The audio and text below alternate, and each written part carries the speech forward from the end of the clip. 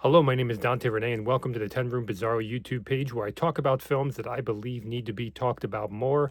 Like tonight's film, this is 1982's Blonde Goddess.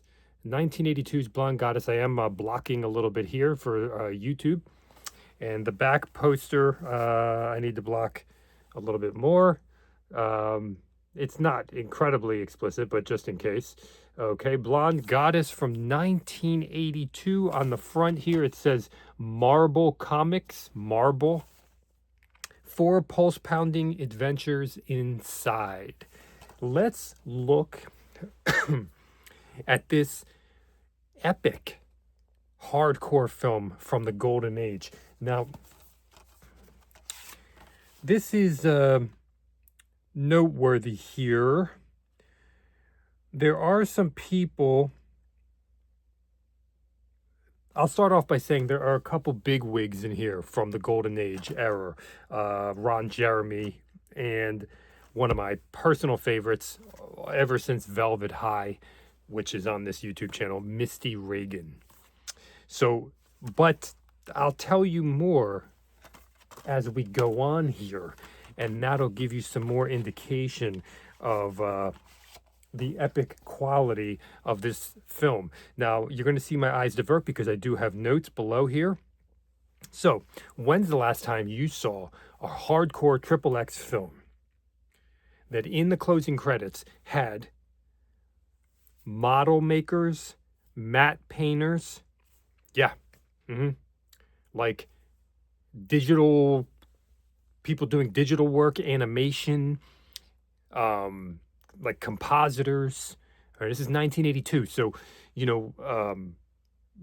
right off the bat, like model makers, like that's the kind of stuff you'd see in a horror film, or a sci-fi film. In this film, we have floating sex. People actually levitate, levitational sex. Lots of close-up nipple licking. Lots of cunnilingus in here.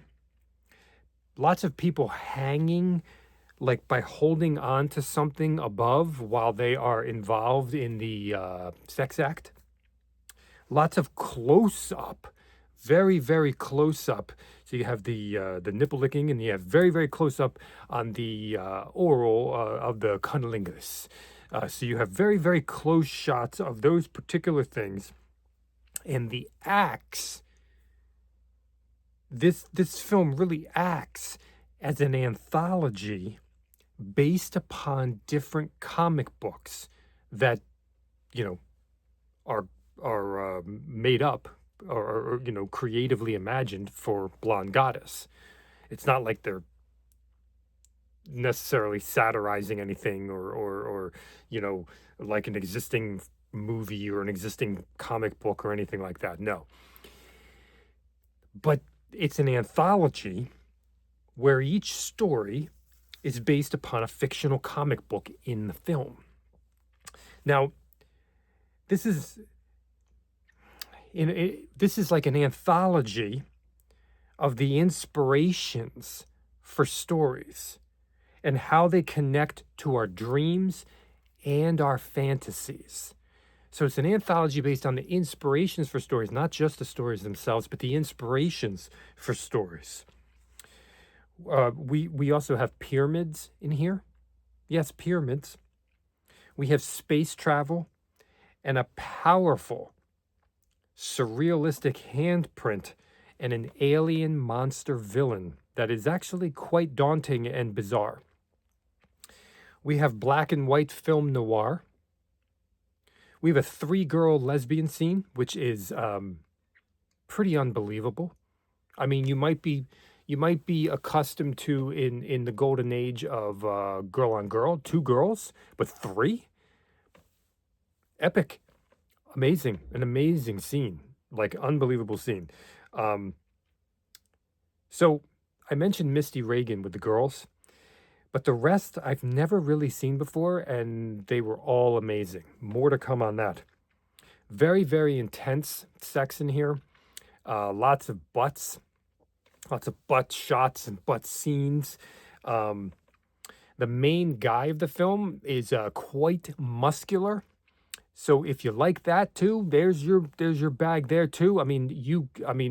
Like in the golden age, guys typically were not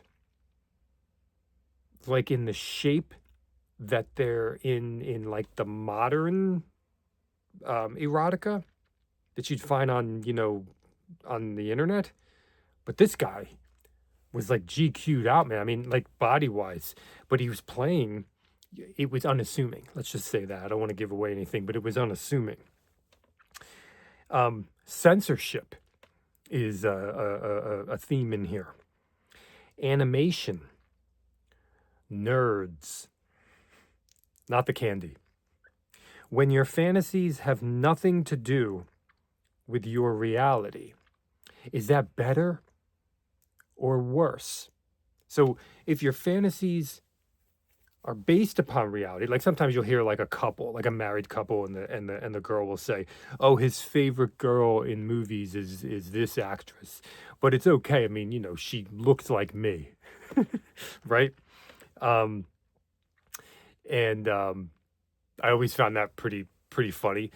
Or is it better if she doesn't look anything like his wife, right? We have a cast of new talent in here as the marketing for this went. We have a California fashion model named Susan Britton, and my absolute favorite girl in the film, a Penthouse Pet of the Month, Jacqueline Lorian. Unbelievable girl. Never seen her before, never heard of her before. Jacqueline Lorian. Are you ready for this? I already told you there was, model work, like model compositors and matte painters in this film. This was filmed in New York, Hollywood, Mexico, and England over the span of 2 years. Again, New York, Hollywood, Mexico, and England.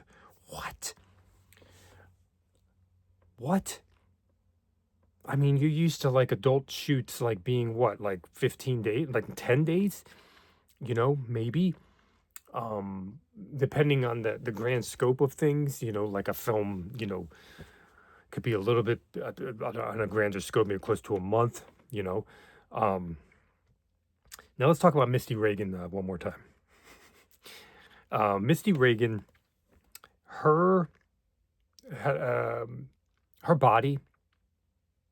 If you like pale, you're gonna love her. Um,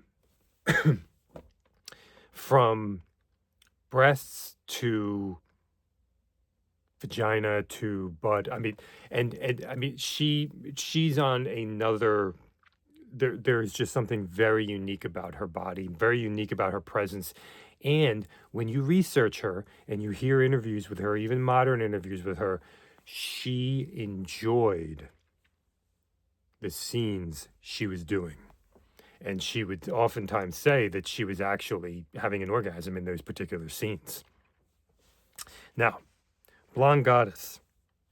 We have warplanes. 2 guys fighting naked. Whoa. When's the last time you saw that? Jazz funky rhythm and then extremely quiet music. Like weirdly quiet music and then really loud music. There's a colorful sculpture world in this film as well. There's a chase, there's captivity, there's rape, there's war, there's mystery, there's fighting. Here's a theme in the film. Is desire better than getting your desire? Is wanting something better than getting something? Characters in the stories, in the fantasies, and in real life. Blonde Goddess has that. Characters in the stories, in the fantasies, in the dreams, and in real life. You're going to see the repeat characters taking on different roles, just like they would in Dreams and Fantasies. And we have a newsstand, we have a lavish home, we have a construction site, and absolutely bonkers, crazy visual effects that you are not prepared for. Almost like reminding me a bit of the original animated film Heavy Metal at times, and how Heavy Metal would mix, or you kind of mix like actual still frame artwork. Maybe in some way it almost reminded me a bit of Ralph Bakshi's Heavy Traffic. Some of it, like those layers, if that makes sense. Now, Blonde Goddess is really, I mean, if from what you heard already, it did not sound unique enough. I mean, this really gives me the vibe of USA Up All Night, which was look it up if you don't know what it was. Like a hardcore USA Up All Night. And it shows